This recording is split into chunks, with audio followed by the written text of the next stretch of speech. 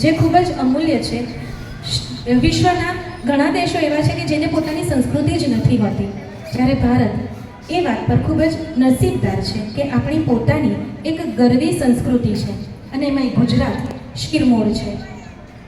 ગુજરાતના મનુ રબારી બહુ જ સરસ શબ્દો લખ્યા છે અને કિંજલ દવેએ અવાજ આપ્યો છે એવું કાચી કેરીને અંગુર કાલા તમારા સુધી આવી રહ્યું છે.